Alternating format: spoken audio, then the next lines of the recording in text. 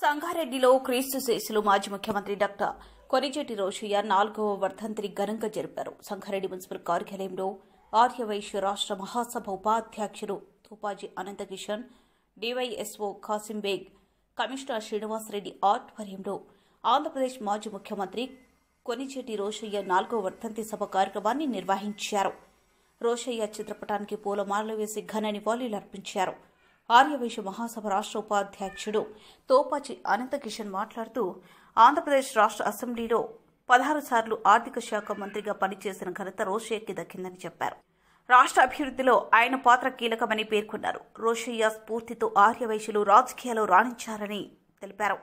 ఈ కార్యక్రమంలో ఆర్యవైశ్య సంఘం సంగారెడ్డి జిల్లా అధ్యక్షుడు శ్రీనివాస్, పట్టణ ఆర్యవైశ్య అధ్యక్షులు కొల్లి విద్యాసాగర్, డిప్యూటీ ఈఈ రవీందర్ మరియు రామకృష్ణతో పాటు ఆర్యవైశ్య సంఘ సభ్యులు మ్యాడం రాధాకృష్ణ, కిషన్, బుచ్చిలింగం, నామ భాస్కర్, వెంకటేశ్వర్, శ్రీనివాస్, ఆమెటి రవీందర్, మనోహర్, చంద్రిక, కరుణాకర్, ప్రసాద్, ఉమాపతి తదితరులు పాల్గొన్నారు.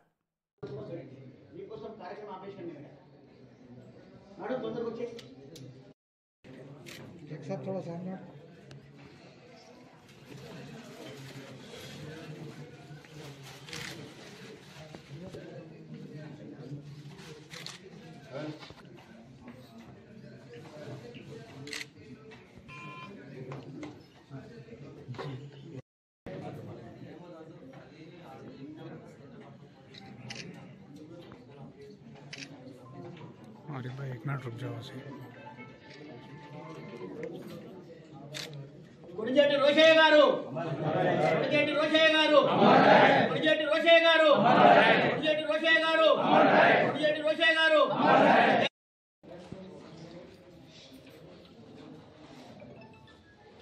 ఈరోజు గొప్ప దినము. ప్రజానాయకుడు ఒక రాష్ట్రానికే వన్నె తీసుకొచ్చినటువంటి గొప్ప మహానాయకుడు మరి డాక్టర్ కొనిజేటి రోషయ్య కీర్తిశేషులు రోషయ్య గారి వర్ధంతి సందర్భంగా రాష్ట్ర ప్రజల ప్రకారం ఈరోజు 2 రాష్ట్రాలలో వర్ధంతి సభ చంద్రబాబు నాయుడు గారు, ఇక్కడ రాష్ట్ర ముఖ్యమంత్రి రేవంత్ రెడ్డి గారి ఆదేశాలతో 2 రాష్ట్రాలలో వర్ధంతి సభ జరుపుకుంటున్నాం. మన వైశ్యుల పుట్టినందుకు గర్వించాలి, వైశ్యుల జీవించినందుకు గర్వించాలి. మనమందరం వైశ్యులలో ఒక మహాన్ నాయకుడు మన ముందు నుంచి వెళ్ళిపోయి అమరుడైనా కూడా ఈరోజు ఈ యుగంలో ఇంకా జీవిస్తూ ఉండి మనందరికీ మార్గదర్శనమైనటువంటి మహానాయకుడి యొక్క వర్ధంతి సభకు మనం రావడం ఎంతో ఆనందదాయకం. మరి ఈ కార్యక్రమాన్ని నిర్వహిస్తున్న జిల్లా స్పోర్ట్స్ అథారిటీ, యువజన క్రీడా శాఖ సంబంధించిన అధికారి అయినటువంటి బేగ్ గారికి, మున్సిపల్ కార్యాలయంలో మున్సిపల్ కమిషనర్ గారు ఈ కార్యక్రమాన్ని నిర్వహిస్తున్నందుకు వారికి, మరి వేదికపై ఉన్న మా జిల్లా అధ్యక్షులు, అలాగే ఇంకా ప్రముఖులందరూ వేదికపై కూర్చున్నారు. మనందరికీ కూడా పేరు పేరున హృదయపూర్వక నమస్కారాలు తెలియపరుస్తూ, ఇప్పుడు అందరూ చెప్పారు రోషయ్య గారి మీద. మొట్టమొదటిగా మా కమిషనర్ గారు చెప్పారు, అద్భుతమైన చెప్పడం జరిగింది. ఎన్నో సార్లు రాష్ట్ర ముఖ్యమంత్రిగా పలు యొక్క కార్యక్రమాలు, ఎన్నో సేవా కార్యక్రమాలు, ఎన్నో పదవులు అలంకరించిన వ్యక్తి అని చాలా మంది అదే రకంగా చెప్పారు. కానీ నేను చెప్పేది ఇప్పుడు ఒక గొప్ప విషయం చెప్తాను మీకు. ఈ రాష్ట్రానికే ఒక గొప్ప విషయం ఇది. ఈ భారతదేశం తీసుకొచ్చిన వాళ్ళు ఎవరు? మహాత్మా గాంధీ. వైశ్యుడై పుట్టినందుకు గర్వించాలి మనం. ఉమ్మడి రాష్ట్రం తీసుకొచ్చిన వాళ్ళు ఎవరు? వైశ్యుడై పుట్టినందుకు గర్వించాలి. అవునా కాదా? ఇంకో గొప్ప విషయం చెప్తున్నాను, మీరు అందరూ అయిన విషయం చెప్తున్నాను. ఇలా తెలంగాణ అన్నాంగా మనం అందరం. తెలంగాణ ఇప్పించింది కూడా రాష్ట్ర ముఖ్యమంత్రి రోషయ్య. మీకు అందరు టీవీలో చూస్తుండొచ్చు కూడా. కమిషనర్ గారు, అప్పటి ముఖ్యమంత్రి కేసీఆర్ బెడ్ మీద ఉన్నాడు. అప్పటి సోనియా గాంధీ కేంద్రంలో కాంగ్రెస్ ప్రభుత్వం ఉంది, విపక్షంలో భారతీయ జనతా పార్టీ ఉంది. ఇతను సీరియస్ ఉన్నాడని చెప్పి ఉద్యమాలు ఉవ్వెత్తునే ఉద్యమాలు. సోనియా గాంధీ అడిగింది, మరి ఏం చేద్దాం రోషయ్య గారు అడిగింది. అమ్మా తెలంగాణ ఇస్తేనే ఇక్కడ మరణాలు ఆగిపోతే ఎంతో మంది జీవులు భరిస్తున్నామా, తెలంగాణ ఇవ్వమని చెప్పి సిగ్నల్ ఇచ్చిందే రాష్ట్ర ముఖ్యమంత్రి రోషయ్య గారు. కాబట్టి ఈ కులంలో పుట్టినందుకు గొప్ప మనందరికి జాతికే గర్వకారణం. అక్కడ మహాత్మా గాంధీ, ఇక్కడ పొట్టి శ్రీరాములు, రోషయ్య గారు. తెలంగాణ ఇప్పించిన రోషయ్య కదా. మరి వైశ్యుల పాత్ర గొప్ప పాత్ర, గొప్ప పాత్ర. ఈ దేశంలో వైశ్యుల పాత్ర ఎనలేని గొప్ప పాత్ర. ధీరుభాయ్ అంబానీ అటువంటి గొప్ప గొప్ప గొప్ప వ్యాపారవేత్తలు, అలాగే ఎయిర్టెల్, అలాగే Shamshabad airport, Saudi airport, Delhi airport, Singapore airport, GMR, ఇటువంటి కులంలో పుట్టి ప్రజలకు సేవ అందిస్తున్నందుకు ఎంతో రుణపడ్డానని చెప్పి, అలాగే ఈ రాష్ట్ర ప్రభుత్వం సభా వేదికగా, పత్రిక వేదికలుగా మా ముఖ్యమంత్రి గారు కోరుతున్న వాసవి కనక పరమేశ్వరి జయంతిని అధికారికంగా చేయమని మీతో సవినయంగా వేడుకుంటున్నా.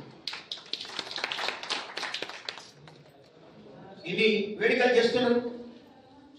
ఈ దేశంలో, ఈ రాష్ట్రంలో, తెలంగాణ రాష్ట్రంలో 7.4 నిష్పత్తున్న జనాభా మంది.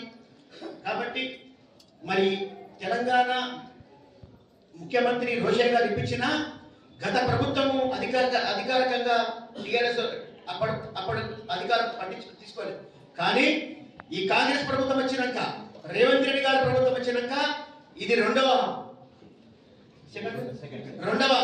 వర్ధంతి సభను కాంగ్రెస్ ప్రభుత్వం ఇచ్చింది. అక్కడ చంద్రబాబు నాయుడు గారు పెనుగొండ మండలం, పెనుగొండ మండలంకు వాసవి పెనుగొండ మండలంగా నామకరణము ఈ మధ్య కాలంలో పోయిన వారము శాసనసభలో ప్రకటించడం జరిగింది. వారికి కూడా సభాముఖంగా ధన్యవాదాలు చెప్తున్నారు.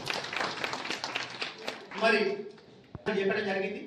మరి మా వాసవి కనక పరమేశ్వరి ఆలయాలు వైశ్యుల దగ్గరనే డబ్బులు తీసుకొని మా ఉళ్ళు కడతాం. కాబట్టి రోషయ్య గారు ఎండోమెంట్ నుంచి తప్పించి స్వతంత్ర ట్రస్టును ఏర్పాటు చేసుకునే విధంగా కలిగించాడు.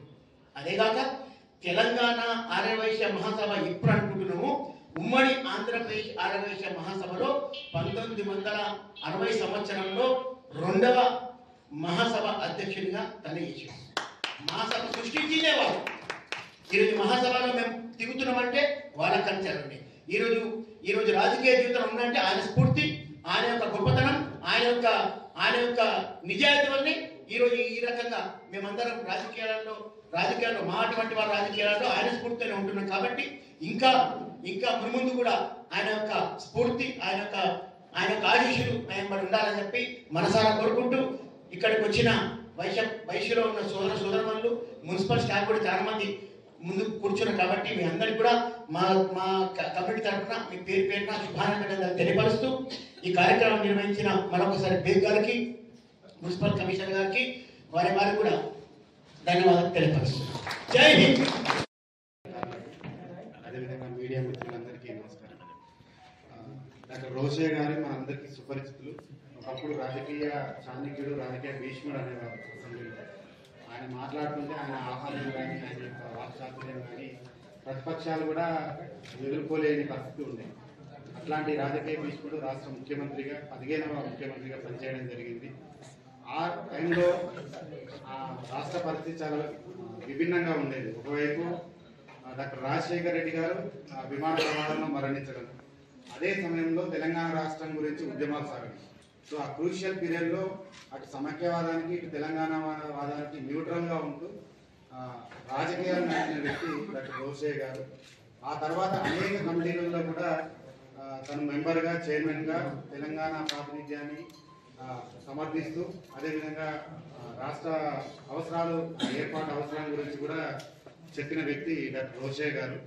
4 సార్లు ఎమ్మెల్సీగా, 2 సార్లు ఎమ్మెల్యేగా, ఒకసారి ఎంపీగా కూడా. వేదిక పైన ఉన్న పెద్దలు, వేదిక మీద ముందున్న సోదర సోదరి మనందరికీ నమస్కారాలు తెలుపుకుంటూ, ఈరోజు అజాత శత్రువు, ఎవరితో కూడా విభేదాలు లేని వ్యక్తి ఎవరైనా ఉన్నారంటే అది మన కొనిజేటి రోషయ్య గారు.